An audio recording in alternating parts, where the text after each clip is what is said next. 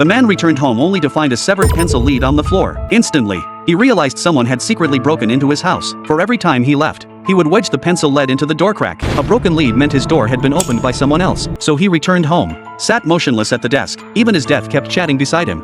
He dared not react in the slightest, for by now, his room had been filled with surveillance cameras. A large contingent of police was observing his every move. The moment he showed any unusual behavior, they would declare him the murderer. Not long ago, while passing through the human world, Death God accidentally left his death note behind. This very death note was picked up and taken home by Kira. Simply writing someone's name in it caused them to die instantly, to avoid arousing suspicion.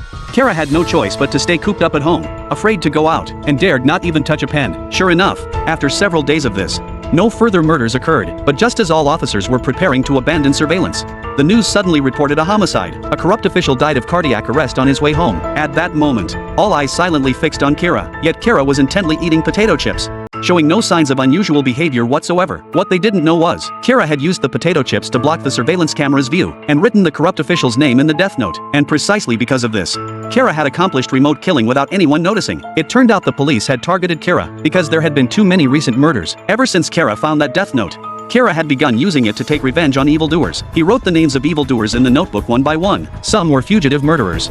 Some were corrupt officials exploiting legal loopholes. And others were crime bosses protected by powerful backers. Each of them died of cardiac arrest as the death toll climbed.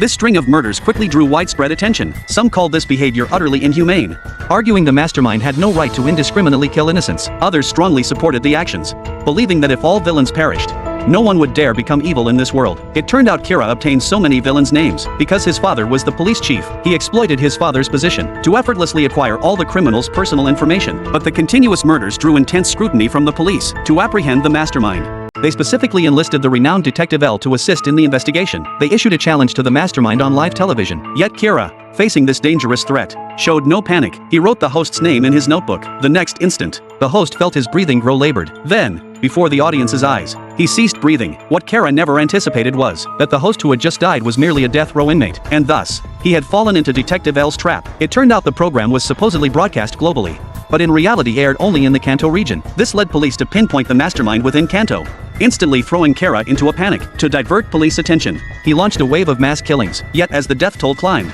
Detective L reached a startling conclusion. The mastermind must be an undercover agent within the police force, or someone connected to their families. Otherwise, they couldn't possibly possess such extensive intelligence. That day, Kira took Death God out for a walk. Unexpectedly, he casually noticed someone secretly tailing him. It seemed Kira had now become a prime suspect. To prevent the tailer from following him, Kira decided to take proactive countermeasures.